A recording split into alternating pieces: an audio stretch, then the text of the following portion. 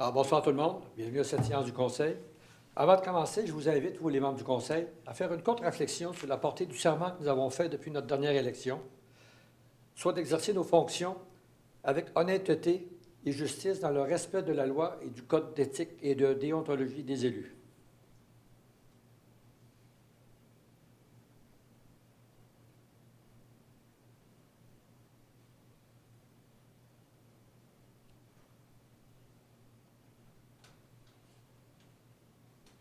Merci beaucoup.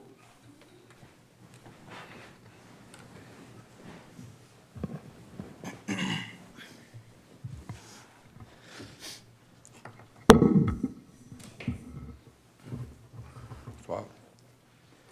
Alors, bonsoir encore une fois. Bienvenue à vous tous à cette séance du Conseil. Peut-être deux petites nouvelles. La première, c'est, n'oubliez pas, dans la nuit du 11 au 12 de mars, c'est le changement d'heure, l'heure avancée. Il va faire clair plus tard le soir, ça va être plus agréable. Malheureusement, il fait un petit peu sombre le matin, mais je sais que vous êtes tous des lève-tôt, ça qu'il n'y a pas de problème. L'autre, c'est peut-être, je ne sais pas si vous avez vu, il y a eu de la publicité concernant le suicide la semaine dernière, concernant notre région, qu'on était une des plus élevées au Québec. Écoutez, le message que je peux passer, là, c'est, si vous avez besoin d'aide, n'hésitez pas. Okay? C'est rien de pire là, que de mettre fin à nos jours, là, pour différentes raisons. Je pense qu'il n'y a pas de raison d'aller aussi loin. Et puis, même vous connaissez les conseillers, vous me connaissez. N'hésitez pas à m'appeler. N'hésitez pas à appeler des gens que vous connaissez parce qu'on va être à l'écoute, on va essayer de trouver des solutions. Parce qu'il y a des solutions à tous les problèmes. Écoutez, ça fait 10 ans que je suis maire, puis des problèmes, on en a rencontrés, pas à peu près. On a toujours arrivé avec des bonnes solutions. Des moins bonnes des fois, mais la majoritairement, c'est des bonnes. Fait que c'est la même chose au niveau de votre santé mentale. Parce qu'à force d'en parler, si vous regardez la publicité qui se fait dans les différents médias, on parle tout le temps de problèmes de santé mentale chez les jeunes, chez les moins jeunes, chez les plus jeunes, chez les plus âgés, les moyens âgés. Écoutez, à force d'en parler, là, on commence à trouver avoir des bobos tout le monde. Là. Fait que n'hésitez pas à aller chercher de l'aide pour qu'on puisse redescendre dans les statistiques là, au niveau du Québec. Okay. Merci. Alors, nous allons commencer avec Mme Maître Beaulieu, avec la consultation publique. Nous avons 6 consultations. Le plancher vous appartient. Donc, nous avons, pour commencer, un amendement au plan d'urbanisme. Donc, c'est le projet de règlement numéro 876-2023, amendant le plan d'urbanisme numéro 163-2005 afin de modifier les affectations dans le prolongement de la 150e rue entre la 22e avenue et la 25e avenue projetée. Donc, ce projet de règlement pour effet de créer une aire d'affectation résidentielle de très forte densité dans le prolongement de la 150e rue entre la 22e et la 25e avenue projetée et une aire d'affectation commerciale à l'intersection sud de la 150e rue et de la 25e avenue projetée. Donc, il y a eu une période de consultation du 23 janvier dernier jusqu'à ce soir et ce ne sont pas des dispositions susceptibles d'approbation référendaire. Avez-vous besoin d'informations supplémentaires? Non. OK, le 877-2023. Donc, c'est un amendement au règlement de zonage, cette fois, donc, numéro 150-2005, afin de modifier les marges et les usages permis dans la 150e rue. Donc, ce projet de règlement a pour effet de créer de nouvelles zones le long du prolongement de la 150e rue, afin d'autoriser des marges latérales zéro entre la 10e avenue et la 22e avenue projetée, d'autoriser des multifamiliales de 6 à 24 logements entre la 22e avenue et la future 25e avenue, d'autoriser certains types de commerces à l'intersection sud de la 150e rue et de la 25e avenue projetée. Donc, la période de consultation était du 23 janvier à ce soir exclusivement. Et ce sont des dispositions susceptibles d'approbation référendaire. Encore une fois, dans la salle, pas de questions. Les élus, non. Merci. Le 878. Donc, c'est un amendement au plan d'urbanisme, donc numéro 163-2005, afin de modifier les affectations entre les futures 160e rue à 175e rue, en haut de la 22e avenue. Donc, depuis le dépôt du premier projet de règlement, là, on a modifié le titre. Donc, au lieu d'être la 160e rue, à la 174e rue, pour plus de précision, dû aux modifications, on met jusqu'à la 175e rue dans le titre. Le projet de règlement a pour effet de remplacer l'aire d'expansion résidentielle localisée à l'est de la 22e avenue entre les futures 160e rue à 175e rue par des aires d'affectation résidentielle de moyenne et forte densité le long des futures 23e avenue et 26e avenue. Donc ça demeure inchangé par rapport au premier projet. Une aire d'affectation résidentielle de faible densité, une aire d'affectation résidentielle de moyenne densité entre la 174e rue et la 175e rue. C'est ce qui est la modification par rapport au premier projet. Et une aire d'affectation résidentielle de faible densité dans le reste du développement. Donc, il y a eu période de consultation du 23 janvier dernier à ce soir et ce ne sont pas des dispositions susceptibles d'approbation référendaire. Merci. Information supplémentaire, non. Alors, le 879. C'est un amendement au règlement de zonage, donc le règlement de zonage numéro 150-2005, afin de modifier les usages permis dans les prolongements de la 160e rue à la 175e rue en haut de la 22e avenue. Donc, c'est l'amendement au zonage, c'est les mêmes explications que tantôt. On modifie le titre du règlement pour se rendre jusqu'à la 175e rue plutôt que la 174e rue par rapport au premier projet. Donc, ce projet de règlement a pour effet d'autoriser des multifamiliales 4 à 6 logements et des maisons rangées du côté ouest de la 23e avenue. Ça, c'était prévu aussi dans le premier projet. On ajoute des maisons rangées entre la 174e rue et la 175e rue. C'est la modification qui est apportée depuis le premier projet de règlement. Le reste demeure inchangé. Des maisons unifamiliales isolées en marge zéro dans l'îlot compris entre la 165e rue et la 166e rue, et dans l'îlot compris entre la 173e et la 174e rue, des multifamiliales de 4 à 12 logements le long de la 26e avenue, des unifamiliales et des jumelées dans le reste du développement, soit dans la 160e rue, sur le côté est de la 23e avenue et sur les 24e et 25e avenues projetées. Actuellement, seules les résidences unifamiliales isolées sont autorisées. Il y a eu période de consultation depuis le 23 janvier et ce sont des dispositions susceptibles d'approbation référendaire. La même chose, c'est beau. 880. Donc, c'est un amendement encore au zonage, au règlement de zonage numéro 150-2005, afin de permettre des multifamiliales le long de la 22e avenue et des jumelées de la 151e rue à la 157e rue à l'est de la 22e avenue.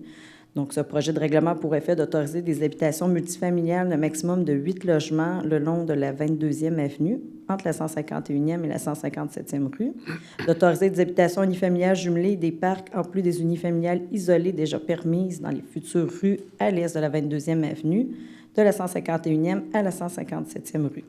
Actuellement, seules les résidences unifamiliales isolées sont autorisées. Donc, il y avait période de consultation depuis le 23 janvier dernier et ce sont des dispositions susceptibles d'approbation référendaire. Oui, une intervention. Oui, madame. Là, vous venez au micro. Vous identifiez. Bonsoir à vous tous. Bonsoir. Gabrielle Doyon, moi j'habite au 1785 dans la 155e. J'ai acheté la propriété en mars 22. À ce moment-là, on m'avait dit qu'il y avait une consultation pour des multilogements sur l'avenue qui est tout près, puis que ça avait été rejeté par la population. Est-ce que là, on revient avec cette proposition-là? Est un peu différente, j'ai bien compris. Le 1785, vous êtes où par rapport? Vous êtes en Tout bas de la... à fait le coin de la 155e. Et de la Après 12? ça, c'est la forêt. OK, au-dessus... C'est dans le secteur de 147, me semble, 140. Parce que ça, dans le fond, c'est vis-à-vis... c'est ce qui avait été rejeté il y a 2 ans, pour l'été passé, l'autre, le long de la 22e avenue. C'est dans ce secteur-là ou c'était plus... C'est le secteur des C'est Pouliottes. C'est ce secteur-là.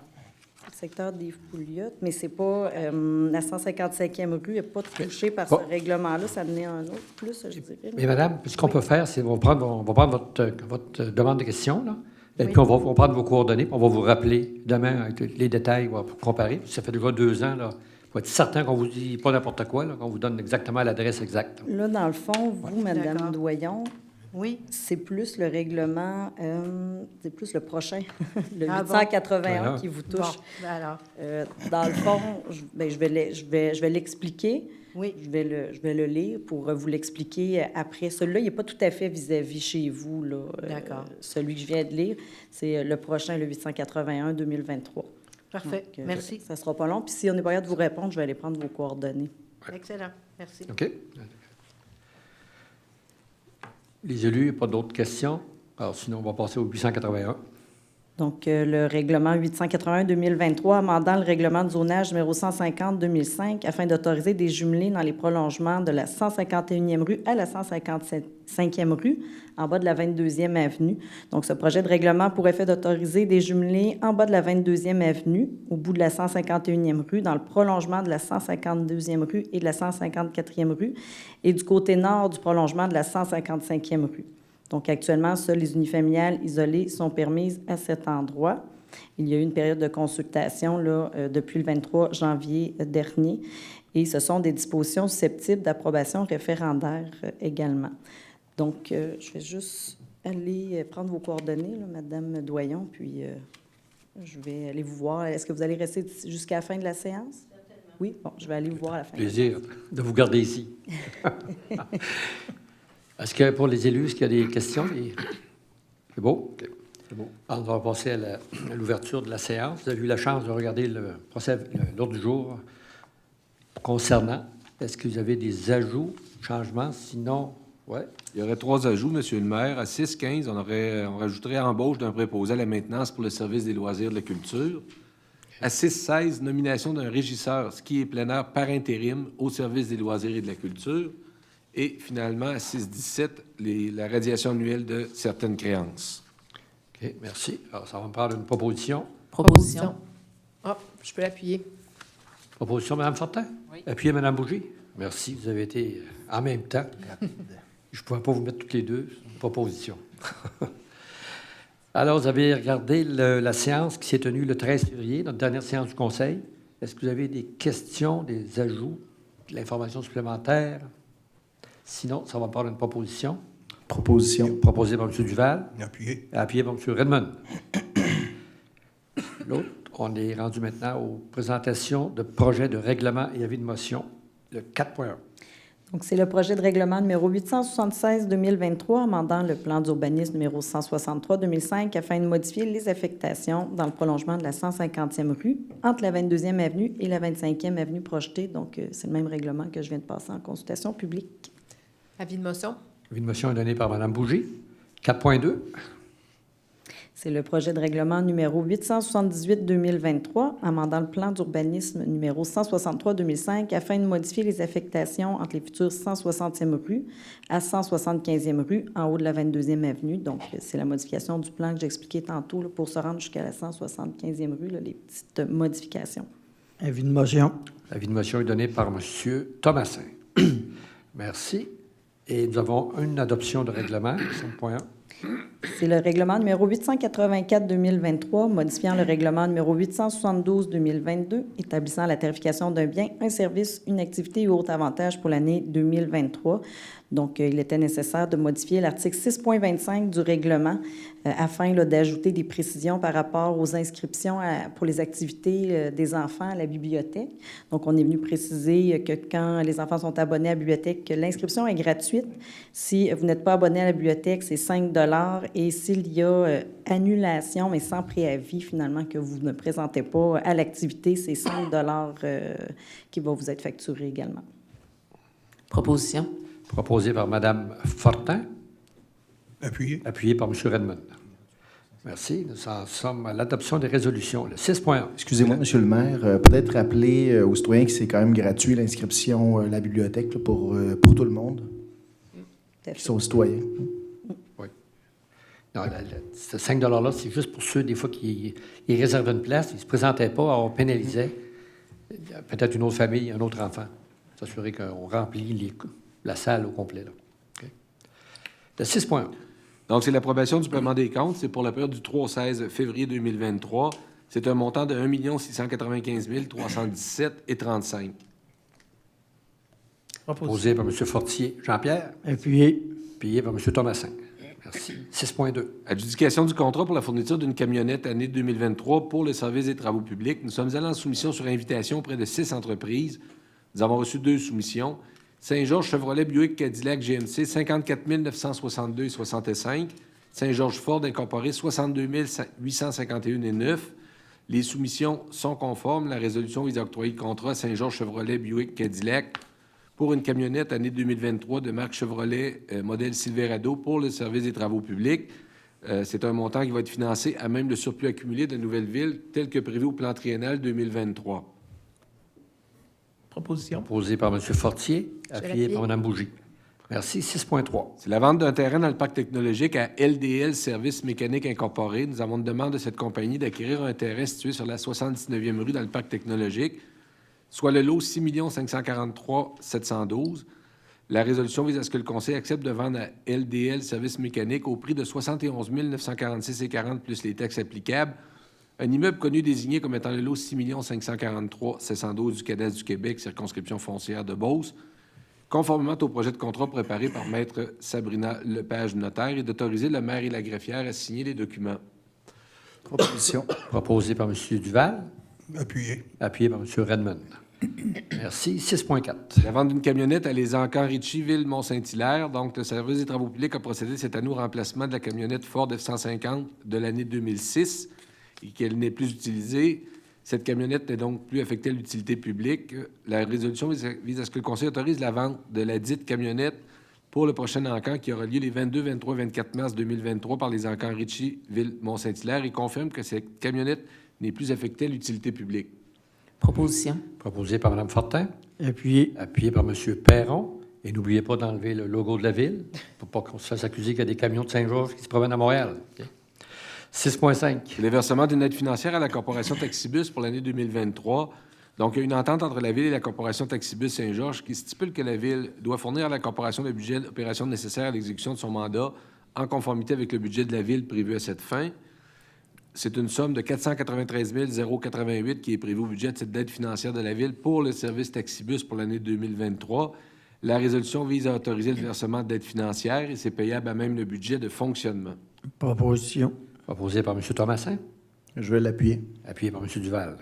Merci. 6.6. C'est l'acceptation d'un horaire supplémentaire de la firme WSP Canada pour les travaux de remplacement de chaudière au gaz au Centre culturel Marie-Fitzbach. Nous avons une demande d'un horaire supplémentaire déposée par la firme WSP Canada. Il y a eu des imprévus de survenus durant les travaux qui vous ont été expliqués en comité général. Nous avons une recommandation de Mme Carole Paquette, directrice du service des loisirs de la culture, à l'effet d'accepter la demande d'un horaire supplémentaire soumise. La résolution vise à ce que le Conseil autorise la demande d'un horaire supplémentaire de la firme WSP Canada pour un montant de 17 825,18 incluant toutes les taxes applicables. Ça va être financé à même le surplus accumulé Nouvelle-Ville. Proposition. Proposé par Mme Bougie, Je vais appuyer. appuyé par M. Fortier. Merci. 6.7. Acceptation d'un horaire supplémentaire de la firme des services EXP Incorporés pour la modification des plans de vie pour la mise à niveau de l'usine d'épuration. Attendu le rejet des soumissions le 13 février dernier, attendu que nous devons modifier les plans de vie pour retourner en appel d'offres, attendu que la firme EXP demande 42 000 plus toutes les taxes applicables pour les modifications demandées, attendu la recommandation de M. Alain Roy, ingénieur, directeur du service technique, à l'effet d'accepter la demande d'honoraires supplémentaires soumise. La résolution vise à accepter cette demande d'honoraires et elle va être financée à même le règlement 859-2022. Proposition. Proposé par Je Mme vais Fortin, l'appuyer. appuyé par M. Perron. Merci. 6.8. C'est l'acceptation des prévisions budgétaires 2023 de l'Office d'habitation du Sud de la Chaudière. Donc, l'Office a adopté ses prévisions budgétaires pour l'exercice 2023, soit des revenus prévus de 707 540 et des dépenses prévues de 1 770 785, ce qui laisse un déficit d'1 063 245. Les prévisions doivent être adoptées par la municipalité qui contribue à 10 du déficit, soit un montant de 106 325. La résolution vise donc à ce que le Conseil accepte les prévisions budgétaires de l'Office pour 2023 et accepte de payer le montant de 106 325, incluant les taxes, si applicable, soit financé à même le budget de fonctionnement. Proposition. Proposé par M. Redmond, Je vais l'appuyer. appuyé par M. Duval. Merci. 6.9. C'est l'acceptation des plans d'estimation des travaux de prolongement de services municipaux dans la 87e rue par Investissement RDP Incorporé, Garage Jean-Marie Bernard et Gestion MI7 Incorporé. Donc, ces promoteurs ont mandaté la firme Équipe Solutions Génie pour la préparation des plans d'estimation pour un prolongement de services municipaux dans la 87e rue. Nous avons une recommandation de M. Anéroy, ingénieur directeur des services techniques, à l'effet d'accepter les plans d'estimation. La résolution vise à ce que le Conseil confirme l'acceptation des 10 plans et estimations pour ce prolongement d'une longueur d'environ 168 mètres dans la 87e rue, dossier PP 21-080 daté du 15 février 2023 de la firme Équipe Solutions Génie, et les autorise à les présenter au ministère de l'Environnement et de la lutte pour les changements contre les changements climatiques, pour approbation. La 87e rue, dont on parle du secteur qui est à l'ouest du boulevard Lacroix, donc voisin du Subway en descendant vers l'arrière. Proposition. Proposé par M. Fortier, appuyé Je vais l'appuyer. par Mme Fortin. Merci. 6.10. Alors, dans le même dossier, c'est pour accepter une entente numéro 2, intervenir avec Investissement RDP, Garage Jean-Marie Bernard et Gestion Émissette. Ces promoteurs qui demandent le dit prolongement de services municipaux. Il y a lieu de conclure une entente numéro 2. La résolution vise à ce que le Conseil accepte l'entente numéro 2 à intervenir avec les promoteurs et d'autoriser le maire et la greffière à signer les documents. Proposition. Proposé par M. Redmond, Appuyé. appuyé par M. Thomasin. Merci. 6.11. C'est pour l'embauche d'une commis à la bibliothèque pour le service des loisirs de la culture pour autoriser, sur recommandation, l'embauche de Mme Axel Audier à titre de commis à la bibliothèque selon les conditions de travail privées de la Convention collective des employés de bureau, groupe 2, échelon 1, à compter du 1er mars 2023. Proposition. Proposé par Mme Fortin, Je vais l'appuyer. appuyé par Mme Bougie. Merci. 6.12. C'est la démission d'une commis à la bibliothèque pour le service des loisirs de la culture. Donc, c'est pour accepter la démission de Mme Victoria Fontenelle à titre de commis à la bibliothèque pour le service des loisirs de la culture à compter du 3 février 2023 et lui adresser des remerciements. Proposition. Proposé par M. Duval, Je vais appuyer. appuyé par M. Fortier et remerciements à Mme Fontenelle. 6.13. C'est l'embauche d'un chef de division immeubles et équipements au service des travaux publics. Attendu le besoin d'embaucher une personne à titre de chef de division immeubles et équipements au service des travaux publics suite à la nomination de M. Frédéric Veilleux à titre de directeur associé au service des travaux publics. Attendu le rapport préparé par Mme Magali Plante, directrice du service des ressources humaines et services juridiques, et la recommandation du comité de sélection à l'effet de procéder à l'embauche de M. Danny Gagnon. La résolution vise à ce que le Conseil confirme l'embauche de M. Danny Gagnon à titre de chef de division immeubles et équipements au service des travaux publics selon les conditions de travail prévues pour la politique du personnel cadre de la Ville, classe 3, échelon 6, à compter du 13 mars 2023, et que 3 semaines de vacances payées lui soient accordées pour 2023. Proposition. Proposé par M. Thomasin, Appuyé. appuyé par M. Redmond. Et bienvenue à M. Gagnon dans l'équipe de la Ville. 6.14. C'est l'acceptation d'une lettre d'entente avec l'Association du personnel cadre de la Ville de Saint-Georges. Alors, c'est pour que le Conseil accepte la lettre d'entente qui est proposée, par l'Association du personnel cadre et la Ville, et d'autoriser le maire et la greffière à signer les documents. Proposition. Proposé par M. Thomasin et appuyé par M. Fortier. Merci. 6.15. C'est l'embauche d'un préposé à la maintenance, service des loisirs de la culture. Alors, c'est pour autoriser l'embauche de M. Vincent Hull à titre de préposé de maintenance selon les conditions de travail privées de la Convention collective des employés du service des loisirs de la culture pour la période prévue au rapport d'embauche.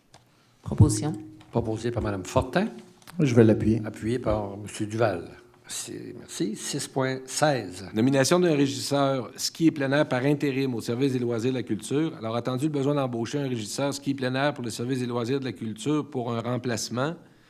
La résolution vise à ce que le Conseil accepte la nomination de M. Pierre-Alexandre Lagrange à titre de régisseur ski et plein air par intérim pour le service des loisirs de la culture selon les conditions de travail du personnel cadre, classe 2, échelon 2, à compter du 28 février 2023 jusqu'au 30 mars 2024.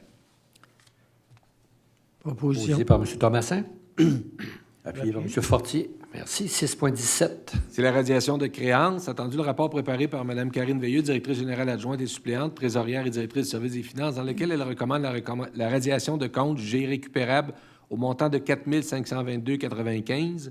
La résolution vise donc à ce que le Conseil autorise ces radiations de créances. Proposition. Proposé par Mme Fortin, Je vais l'appuyer. appuyé par M. Fortier. Merci. Alors, ça en est pour les adoptions de résolution. Les autres sujets, c'est les comptes rendus. Alors, qui veut casser la glace? À ma droite. Monsieur Parfait, Duval. je vais y aller, oui.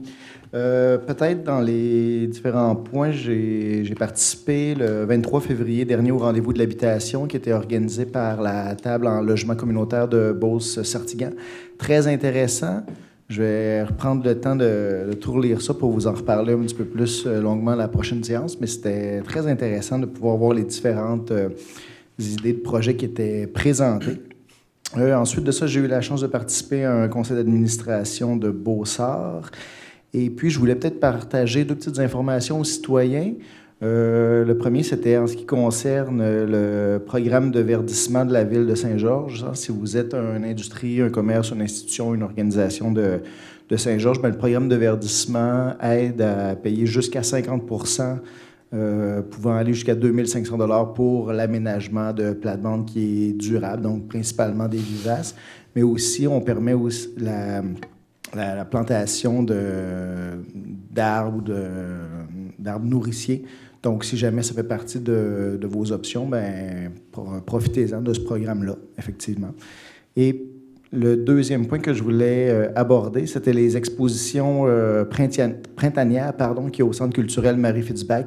Il y a une foule d'expositions qui ont débuté le 23 février dernier sous la thématique des fantastiques monstres marins. Donc, il y a plusieurs éléments, plusieurs sculptures, plusieurs peintures à découvrir avec la thématique printanière. C'est un amas créatif, donc il y a vraiment une diversité d'œuvres à découvrir.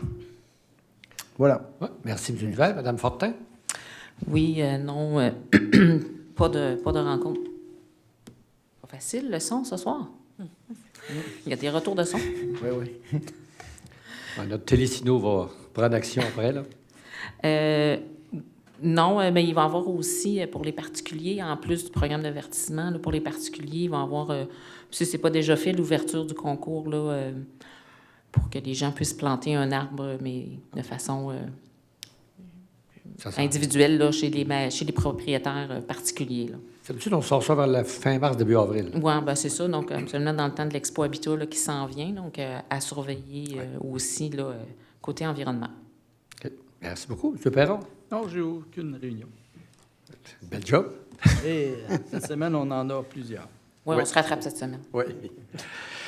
Monsieur Thomasin? Oui. On a eu une réunion du Bercail le 15 février, une réunion mensuelle. Je voulais rien que rappeler que ce matin, l'accueil inconditionnel rentrait dans leurs nouveaux locaux. Et demain, ça va être la Cité Beauceronne qui va... franchement, l'établissement, c'est très bien équipé et tout ça. Donc, ça va être à visiter à un moment donné. Il y a beaucoup de monde qui ont été impliqués dans cette rénovation. Oui, on a eu beaucoup de générosité parce que le Bercail ne finira pas avec une grosse dette sur cet édifice. Tout à fait.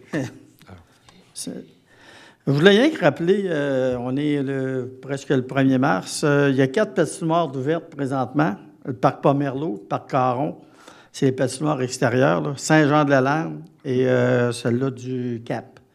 Donc, si on est chanceux, on devrait être bon de se rendre jusqu'à Relâche. Normalement, quand c'est pas ouvert à Noël, c'est ouvert à Relâche et l'inverse. Il y a le centre de ski qui est en fonction, Carpe Diem. Puis, n'oubliez pas, peut-être que Manon va en parler, la programmation pour la relâche. Je vais y laisser parler de ça. Il s'en vient de la belle température, là, pour les... Oui, mais on va souhaiter qu'on se rende jusque-là. Encore. On a hâte au beau temps aussi. Oui, mais... OK, merci, M. Thomasin. M. Redmond? Grâce à l'anneau de glace, on va pouvoir patiner, même s'il mouille. J'avoue que plus de 15 000 personnes ont participé, ont venu patiner à Carpe Diem cette année. Là. En tout cas, à date, là, il y a un peu avant la semaine dernière. Puis l'an prochain, Hydro-Québec va avoir ajouté l'électricité. Ça va être Ça nous prend. Donc, l'enfer. ça va être encore plus merveilleux.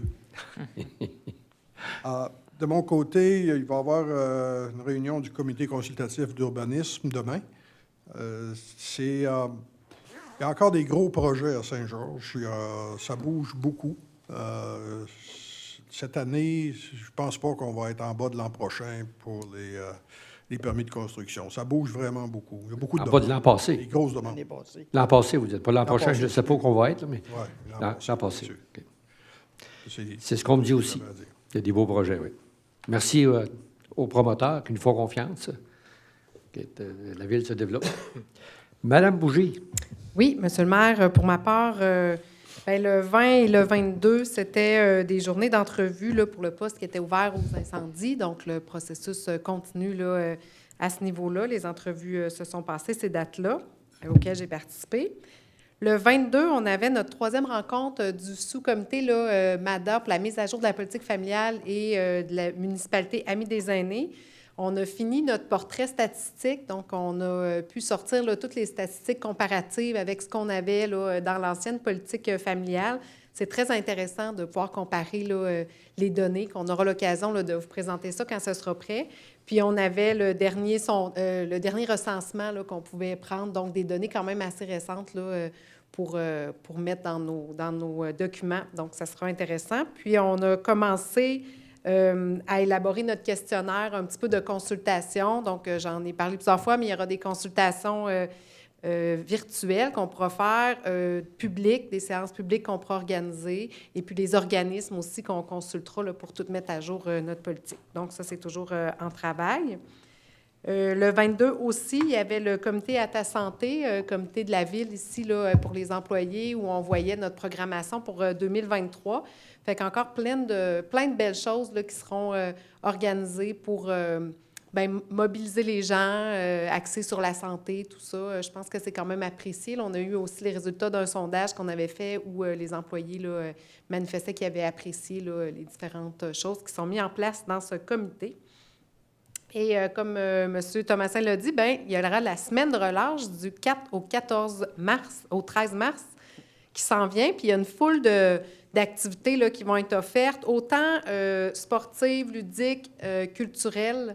Il y a toute une programmation. Là, il y a eu un lancement là, pour la programmation. Fait que je ne les nomme pas toutes, mais je vais en nommer quelques-unes, puis vous pouvez aller voir sur notre site Internet.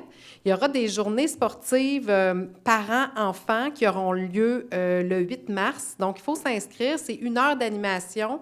Il y a un coût minime là, pour les résidents et encore plus bas si vous avez la carte loisir. Donc, c'est vraiment parents-enfants. Fait que du laser game, des bolides, des catapultes, toutes sortes de choses pour intéresser les jeunes. Il y aura aussi une grande fête hivernale le samedi 4 mars au Parc des 7 Chutes. Donc, vous êtes invités là, en famille à venir des mini-parcours d'hébertisme hivernal, bataille de balles de neige en mousse, tir sur la neige et toutes sortes d'activités en lien avec ça. Il y a des ateliers technologiques, il y a parcours ludique, le patinage, bien, M. Thomasin en a parlé, badminton, piscine, sentiers glacés, tout ça, c'est accessible. Puis au niveau culturel, bien, il y aura les expositions, initiation au Scrabble. Je sais que le Scrabble, c'est très populaire. Il y a des groupes de Scrabble ici, mais initiation au Scrabble pour les jeunes de 10 ans et plus, si vous voulez venir, le 8 mars. Initiation à la musique, mission et découverte, rallye historique. Donc ça se passe au centre culturel. Là, vous pouvez aller voir les différentes activités. Et la bibliothèque, comme toujours, qui est ouverte. L'heure du conte, des ateliers science-fiction. Là, j'en passe, il y en a une grande liste, là, mais je veux vous donner un peu l'eau à la bouche là, pour toutes ces activités-là. Il y a des choses à faire vraiment là, durant la semaine de relâche, donc profitez-en avec vos enfants. Et merci à nos enseignants qui prennent soin des enfants. On leur souhaite une belle semaine de relâche à tous nos enseignants. Voilà. Mme Fortin, vous en vacances, oui? Non. Non. Ah, la semaine prochaine. Ouais. Ça sent bien. C'est Montréal cette semaine. Merci, Mme Bougie. Encore une fois, une panoplie d'activités qui s'en viennent. Ça n'arrête pas. Pas trop.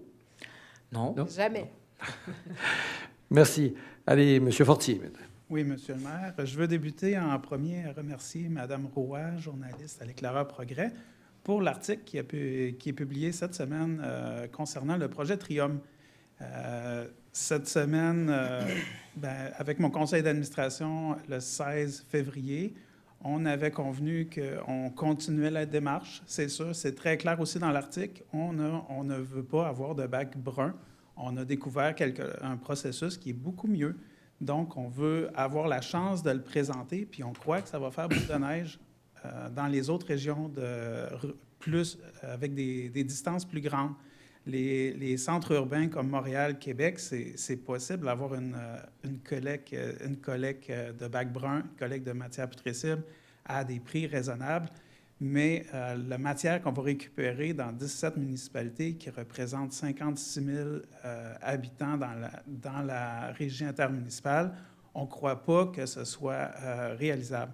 C'est pour ça que ce matin, j'envoyais une lettre au ministre responsable de la région Chaudière-Appalaches, en copie à notre député Samuel Poulain, pour lui aussi le sensibiliser. Si c'est possible, on tente de les sensibiliser, on tente de les amener à venir visiter les infrastructures en place à Saint-Côme-Linière.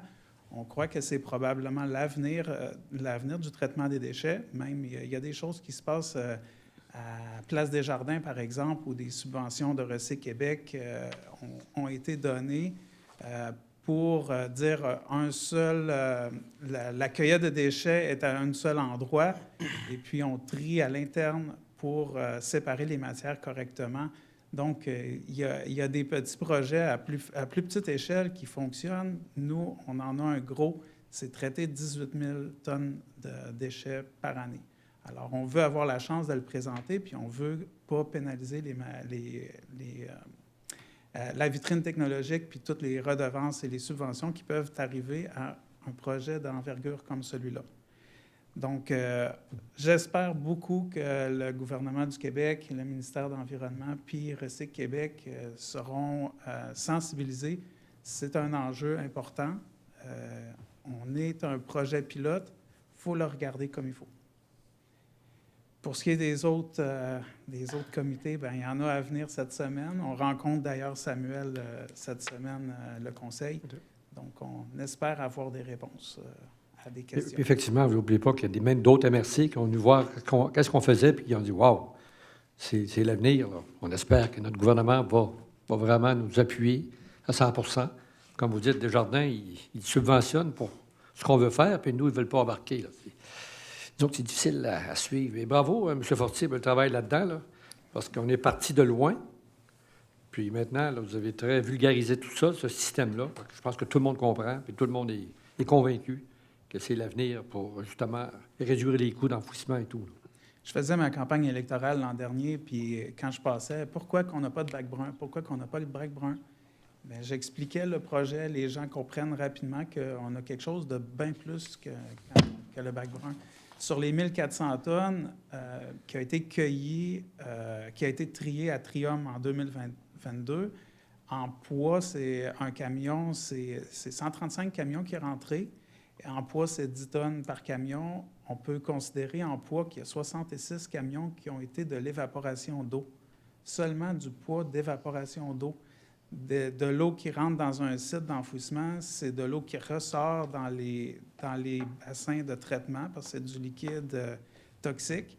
C'est aussi des gaz quand il y a de la décomposition qu'on doit capter. On ne peut pas laisser sortir rien, puis on doit sortir à la rivière, au ruisseau en bas, conforme au ministère de l'Environnement. Fait qu'il y a des enjeux là-dedans. Il y a beaucoup, beaucoup d'enjeux. Tout à fait. Merci beaucoup. Merci. De mon côté, moi, ça a commencé le 14. Moi, vous n'aviez pas de réunion, mais j'ai eu quelques-unes. 14, j'ai eu un conseil d'administration de la TRESCA. La TRESCA étant la table régionale d'économie sociale de Chaudière-Appalaches. Écoutez, au début, quand je commençais, je suis le représentant de la table régionale des élus municipaux de Chaudière-Appalaches, cette table-là. Et puis, on apprend beaucoup. De plus en plus, là, la majorité, c'est des coopératives et des OBNL qui font partie de cette organisation-là. Et puis, il y a beaucoup de travail qui est fait par les différents intervenants là-dedans, justement, pour offrir des services à toutes ces entreprises-là. Juste donner un exemple. Desjardins, les caisses Desjardins font partie de la TRESCA. C'est une entreprise d'économie sociale. Alors, ça peut vous dire, là, au début, on me disait qu'on brassait des chiffres d'affaires dans les milliards en Chaudière-Appalaches. Mais quand j'ai vu avec la caisse Desjardins, ça part bien. Là. Mais il y en a beaucoup d'organismes qui sont partis de ça. Le 15/2, Conseil des maires, toujours aussi intéressant. C'est dur de Conseil des maires parce que la ville de Saint-Georges est beaucoup plus importante que la majorité des petites villes. Là. On n'a pas les mêmes situations, on ne vit pas les mêmes choses, on n'a pas les mêmes moyens. C'est assez difficile des fois d'arriver à un consensus. Ensuite, le 17/2, à Québec, il y a eu le Conseil d'administration de l'Union des municipalités du Québec. C'est sûr qu'on a présenté nos demandes pour le futur budget provincial et fédéral. En gros, là, le pacte fiscal, c'est qu'on veut le plus rapidement possible qu'il soit revu, puis obtenir pour qu'ils puissent majorer des programmes d'aide financière des municipalités. Là.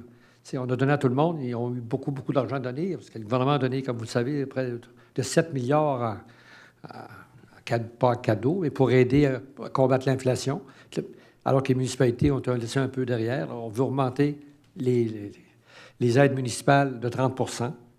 Bien sûr que le PAFI, le fameux programme d'aide financière pour les infrastructures récréatives et sportives, on demande 1,5 milliard sur 5 ans, 300 millions. La première fois quand on avait appliqué pour le terrain de soccer intérieur, c'était 300 millions. Alors, on veut pendant 5 ans. Et puis, bien sûr, les logements abordables, les logements sociaux. Écoutez, même, je ne sais pas si vous avez lu la presse aujourd'hui, la ministre, Mme Duranceau, a déclaré qu'il y avait un ménage important à faire là-dedans. Et on est loin des promesses qui ont été faites dans les dernières années. Parce qu'au niveau administratif, c'est un cauchemar. Il faut simplifier un peu les demandes puis faire confiance aux municipalités ou aux organismes qui présentent leurs besoins. Alors à suivre, c'est le 21 mars, si je comprends bien, la présentation du budget. Ensuite, le 21, j'ai eu mon comité socio-économique. Ça représente à peu près tous les organismes de Saint-Georges. On se rencontre une fois tous les 2 mois pour savoir un peu ce qui se passe. Là. C'est un peu du réseautage, assez tranquille sur ce front-là. Mais quand même, ça nous tient au courant des projets. Ensuite, j'ai participé à un panel sur l'emploi et l'entrepreneuriat au Cégep. C'était donné par des hommes d'affaires et des étudiants qui étudient en entrepreneuriat. C'est intéressant que les jeunes, parce qu'il y avait un mélange de personnes, des hommes d'affaires et des jeunes. Comment on voit la différence, là? Hein, les boomers, là. On est même rendu à dire que les boomers, on travaillait trop fort parce qu'on faisait la job de 3 aujourd'hui. C'est pour ça qu'il y a une pénurie d'emploi, puis ça prend 3 jeunes pour remplacer un boomer. Alors, c'était le résultat qui est arrivé à la fin. Faisant partie des boomers, je suis tout à fait d'accord. Mais les jeunes, il y en a qui travaillent aussi fort, il n'y a pas de problème. Mais on se demande pourquoi, démographiquement, la population ne baisse pas, mais on manque de monde pour faire le travail, puis on améliore la robotisation, mais il manque toujours du monde partout. Alors c'est assez difficile. C'est pour ça qu'on est arrivé à dire que les boomers faisaient 3 jobs, 3 travaux. Ils représentaient 3 jeunes aujourd'hui. Suite de ça, le 23/2, c'est la journée de l'annonce la compagnie de transport Pierre Breton mettait fin au transport Québec-Saint-Georges, aller-retour. Il y a eu plusieurs demandes de Radio-Canada, de TVA, un peu partout. Malheureusement, c'est triste pour les utilisateurs, mais c'est une décision d'affaires. M. Breton recommandait, s'il n'y avait pas d'aide financière, c'était pas rentable. Alors, on comprend. Et puis, au niveau du gouvernement, on espérait peut-être avoir des hausses d'aide pour les différents transports. Là. Je mentionnais comme ceux qui vivent en région, qui prennent l'avion, les billets à 500 $, ils sont financés jusqu'à presque 2000 $ de plus. Là. On espère avoir peut-être un peu d'aide dans les régions. Mais ça a fait une vague, parce que dans d'autres régions aussi, ils ont sorti. Là. Je pense qu'il y a des organismes qui mettent un peu de pression pour que le gouvernement revoie sa façon de subventionner le transport en région. Ensuite, j'ai eu un CA la même journée, le 23. J'ai eu un conseil d'administration pour Destination Beauce. On est en train de réorganiser un peu de la façon que ce groupe-là travaillait, justement pour attirer du monde en Beauce. Et ça a terminé avec une soirée. C'est la première fois que j'y allais depuis la fin de la pandémie, chez Distraction. Alors, on a participé au combat au laser. Hein. C'est sûr que j'étais la personne à abattre. Je ne voulais pas jouer au début, mais j'ai pris goût à jouer à ça. Parce que, comme ancien militaire, se promener qu'un arme puis pouvoir tirer à volonté. Mais je n'étais pas chanceux parce que j'ai été visé pas mal fort. Mais ils ont amélioré. Distraction, c'est unique. Je pense qu'il y a beaucoup d'écoles qui y vont. Moi, j'ai trouvé ça extraordinaire. Avant, c'était les salles de quilles puis 3-4 machines à boules. Là, mais je peux vous dire qu'il y a des arcades, il y a toutes sortes de jeux. C'est vraiment intéressant. Il y a même des tables de poker pour ceux qui aiment jouer au poker. Je ne pensais pas qu'on avait le droit, mais ils ont des permis pour faire ça. Comme ancien joueur de poker, peut-être que je dirais passer une couple de soirée avec vous autres, s'il y a des volontaires avec moi. Mais je pense pas. Ensuite, ce matin, on a terminé, j'ai rencontré j'étais avec le CE Beauce, là, Conseil économique de Beauce, on a rencontré Québec International. J'étais un peu surpris qu'ils demandent à nous rencontrer, parce que Québec International, si vous connaissez, sont impliqués dans aller chercher des entreprises à l'extérieur, du recrutement, ils font de la formation, ils font un peu toutes sortes de choses. Je me demandais pour la première fois qu'ils venaient à Saint-Georges. Je pense parce qu'avant, il était spécialisé surtout sur Lévis et Québec. Et puis, il était financé par Lévis et Québec. Alors, la première question que j'ai posée au directeur général de cette organisation-là un matin, c'est combien que ça nous coûte pour vous avoir ici? Non, ils se promènent partout, ils vont faire le tour de toutes les MRC. Puis on était les premiers ce matin là, pour voir un peu si on pouvait peut-être développer un certain partenariat avec eux autres. Écoutez, on s'est laissé en bonne grâce, mais on leur a dit que le Québec international, je ne sais pas si vous êtes au courant, mais le premier qui a créé un organisme semblable, c'est ici, à Saint-Georges, c'était nos hommes d'affaires il y a 48 ans. Je ne sais pas, je ne pouvais pas me rappeler le nom, là, mais aujourd'hui, c'est devenu le Conseil économique de Beauce, mais ça avait un autre nom il y a 40 quelques années, qui a été créé justement pour créer pour créer des entreprises ici. Alors, on n'avait pas grand-chose à apprendre d'eux autres parce qu'ils nous ont copiés, nous autres. En plus, on parlait d'entrepreneuriat, on parlait de l'EEB, l'École d'entrepreneurship, puis on a essayé de nous copier plusieurs places. La force ici, je pense, c'est la solidarité entre tout le monde, puis de travailler ensemble. Puis on s'est même à parler des corvées. Vous vous souvenez, quand quelqu'un passe au feu, toute la rue au complet, on faisait des corvées. C'est dans notre nature, les Beaucerons. On travaille ensemble, puis on espère que ça va durer, puis ça va continuer. Et puis, pour ça qu'on peut se promener partout au Québec puis dire on vient de la Beauce, puis en être fiers. Mais à suivre, on va voir ce qu'ils ont appris. Ils vont nous redonner un suivi de leur rencontre ce matin. Voilà, ça touche pas mal toutes mes réunions. Il n'y a pas rien d'autre à rajouter. Sinon, on va passer à vos questions. Vous avez des questions? Pas personne n'a de questions? Questions du public? Parce qu'on va se voir après avec Mme Doyon. On va éclaircir votre question. Vous allez ressortir d'ici avec le sourire. Tout doit être beau. Oui. Oui. Au moins, vous allez avoir une réponse. D'autres points? Alors, je vous annonce que la prochaine réunion va se tenir ici, au même endroit, le 13 de mars 2023. C'est bien ça. C'est la bonne date aujourd'hui. Alors, ça va prendre une proposition pour lever l'Assemblée. Proposition, je vais proposer. Proposée par M. Duval. Je vais l'appuyer. Appuyé par tout le monde. Appuyé par Mme Bougie. Merci beaucoup. Bonne soirée.